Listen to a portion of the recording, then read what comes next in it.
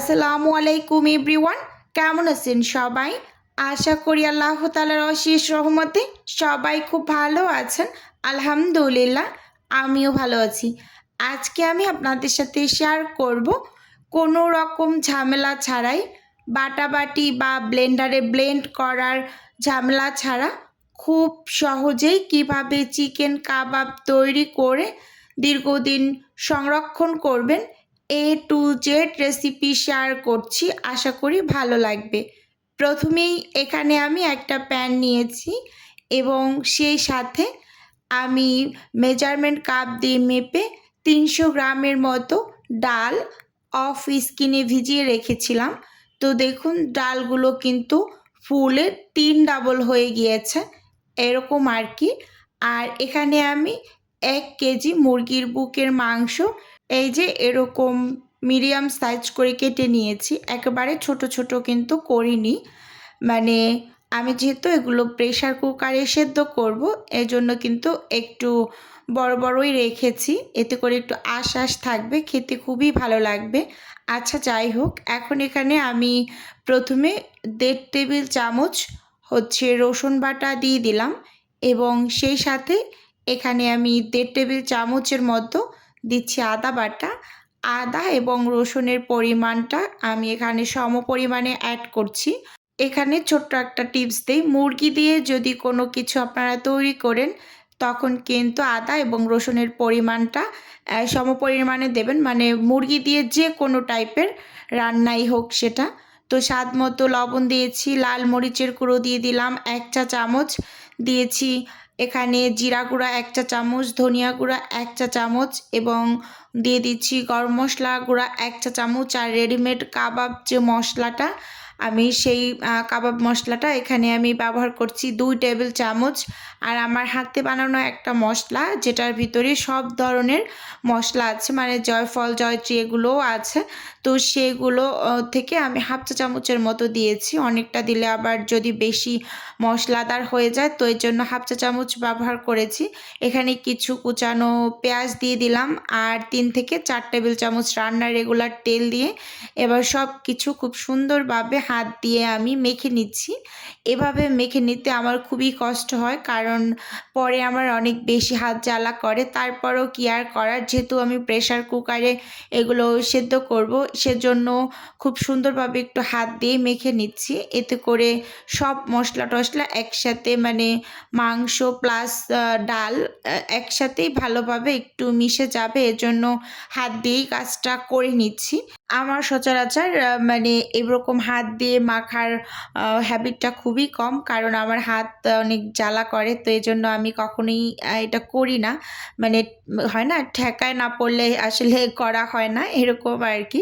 আচ্ছা যাই হোক, তো খুব সুন্দরভাবে এখানে মেখে তারপর আমি প্রেশার কুকারের ভিতরে দিয়ে অফ স্কিনে এগুলো সেদ্ধ করে নেব। তো আপনারা কিন্তু প্রেশার কুকারের ভিতরে এই সব কিছু একসাথে দিয়েও কিন্তু মানে পরিমাণ মতো পানি দিয়ে ভালোভাবে সেদ্ধ করে নিতে পারতেন। তো আমি যেহেতু ভিডিও করছি, তো সেজন্য আমি একটা হাঁড়ির ভিতরে সব কিছু একটু মাখিয়ে নিয়েছি। এবার এখানে এই যে বড় সাইজের একটা প্রেশার কুকার নিলাম। তো এবার এর মাঝখানে আমি এই যে মানে ডাল এবং মাংস এগুলো যে মেখে নিয়েছি সব একসাথে দিয়ে দিচ্ছি। দেখতেই পাচ্ছেন বেশ অনেকগুলো হয়েছে। তো আমি অর্ডারের জন্য 30 পিস তৈরি করব, তো আমার এখানে আরও বেশি হয়েছিল। তো যাই হোক, একটু বেশি হয়েছে ব্যাপার না, মানে সেটা বক্সে রেখে দিতে পারবো আমাদের নিজেদের জন্য। এই যে দেখতেই পাচ্ছেন এখানে আমি 3 কাপের মতো পানি দিয়েছি, মেজারমেন্ট কাপের 3 কাপের মতো পানি দিয়েছি। এবার অফ স্কিনে সব কিছু একসাথে সেদ্ধ করে ঠান্ডা করে এই যে নিয়ে এসেছি।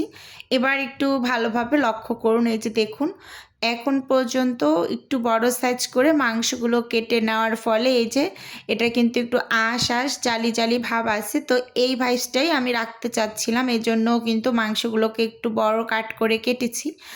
তো দেখতেই পাচ্ছেন, আর যদি হাঁড়িতে কেউ মানে তৈরি করতে চান তাহলে আরেকটু ছোট করে কেটে নেবেন, তাহলে দ্রুত গতিতে সেদ্ধ হয়ে যাবে, এরকম আর কি। আমি ডাল ঘুটনি দিয়ে ঘুটে নিয়েছি। 5-7টা সিটি ওঠার পর আমি প্রেশার কুকারের ঢাকনাটা খুলে তারপর ডাল ঘুটনি দিয়ে ঘুটে পানিটাকে একেবারে শুকিয়ে নিয়েছি। এবার ঠান্ডা করে এই যে বোলের ভিতরে নিয়ে হাত দিয়ে একটু মথে নিলাম প্রথমে। এরপর হচ্ছে 2টা ডিম দিয়ে দিলাম। 2টা ডিম দিয়ে ভালোভাবে একটু মেখে নেব। মানে আমার কাছে এই মানে কাবাবের মিশ্রণটা, মানে ডাল আর মাংসের এই মিশ্রণটা একটু টাইট মনে হয়েছিল বিধায় আমি 2টা ডিম অ্যাড করেছি। না হয় কিন্তু একটা দিয়েই করে নিতাম। আমার কাছে বেশি টাইট মনে হয়েছিল, তাই আমি 2টা ব্যবহার করেছি। আর এই মিশ্রণটা ভালোভাবে লক্ষ্য করুন, অনেক বেশি টাইট না আবার অনেক বেশি ঢিলাও না, এরকম হবে না। দেখেই বুঝতে পারছেন আসলে। এখানে আমি বেশ অনেকগুলো পেঁয়াজ ব্রেস্তা দিয়ে দিয়েছি। এই পেঁয়াজ ব্রেস্তাগুলো কিন্তু আমি অফ ক্যামেরাতে করে নিয়েছি। আচ্ছা, এখন এখানে আমি হচ্ছে দিয়ে দিলাম 5 থেকে 7টা কাঁচামরিচ কুচি এবং ধনিয়া পাতা কুচি দিয়ে দিলাম একটু বেশি করেই। তো আপু আবার ধনিয়া পাতা সব কিছুতে খুব বেশি পছন্দ করে। সে চিকেন রোলের ভিতরেও আমার থেকে ধনিয়া পাতা দেয়, মানে দিতে বলে যে তার কাছে নাকি ধনিয়া পাতাটা ভীষণ ভালো লাগে। তো আমি দেই, তার যত আইটেম বানাই সব সময়ই দেই। উনি আমার এক রিপিট কাস্টমার আপু, তো এজন্যই ওনার সম্পর্কে আমার এতটুকু জানা, তো একটু বললাম। আচ্ছা, যাই হোক, তো খুব সুন্দরভাবে যে হাত দিয়ে একটু মানে মেখে নিচ্ছি, মানে অনেক জোরে জোরে না। এই জিনিসটা মানে জোরে জোরে করলে হবে কি, আপনার যেই পেঁয়াজ বেরেস্তাগুলো আছে এগুলো একেবারে ভেঙে গুঁড়ো হয়ে যাবে। তো সেজন্য একটু আলতো হাতে মেখে নিতে হবে এই মিশ্রণটাকে। এই যে দেখুন, সব কিছু খুব ভালোভাবে মেখে তারপর একটু চেক করে নিচ্ছিলাম যে আসলে পারফেক্টলি শেপ দেওয়া যাচ্ছিল কিনা, ফেটে যায় কিনা। না, একদম পারফেক্ট হয়েছে, ফেটেও যায় না। তো এটা একটু চেক করে নেবেন, হাতে একটু মানে দিয়ে তারপর গোল করে দেখবেন যে আসলে ফেটে যায় কিনা। যদি ফেটে যায় তাহলে ভাববেন যে এখানে আরেকটু ডিম লাগবে। আর যদি অনেক বেশি নরম হয়ে যায় তাহলে একটু চালের গুঁড়ো অ্যাড করে মানে ঠিক করে নেবেন, এরকম আর কি। এবার এখানে হচ্ছে আমি হাতটাকে ভালোভাবে ক্লিন করে হাতে তেল মেখে এই যে এখন কাবাবগুলোকে বানিয়ে নিচ্ছি গোল গোল করে শেপ করে। তো আমি যেহেতু মানে কাবাব অনেক বেশি তৈরি করি, তো আমার কিন্তু হাতের একটা মাপ হয়ে গিয়েছে। তো এজন্য আর মেজারমেন্ট কাপ দিয়ে মেপে নিলাম না, হাত দিয়েই সুন্দরভাবে করে তারপর কিন্তু এগুলোকে বক্স করে আমি আজকে ফ্রোজেন করে নিচ্ছি। পরে কিন্তু ডেলিভারিটা করে দিয়েছি, আজকেই করেছি। আচ্ছা, যাই হোক, দেখুন এখানে হচ্ছে আমি সবগুলোকে বানিয়ে এই যে পলি পেপার দিয়ে দিয়ে রেখেছি। 30 পিস তৈরি করার জন্য মানে কাবাব রেডি করতে গিয়েছিলাম, বেশ অনেকগুলোই হয়েছে। যাই হোক, আচ্ছা, অনেকের একটা কমন প্রশ্ন ছিল যে কাবাব কত টাকা করে সেল করি। তো 1 পিস কাবাব 30 টাকা করে সেল করি। আজকে কিন্তু আমি আমার আপুদের প্রশ্নের উত্তর দিয়ে দিলাম। তো ভিডিওর এই পর্যায়ে এসে ছোট্ট করে নিজের বিজনেসের একটু প্রচার করে নেই। তো আপনারা অনেকে জানেন যে আমার ছোট্ট একটা ফ্রোজেন আইটেমের বিজনেস আছে।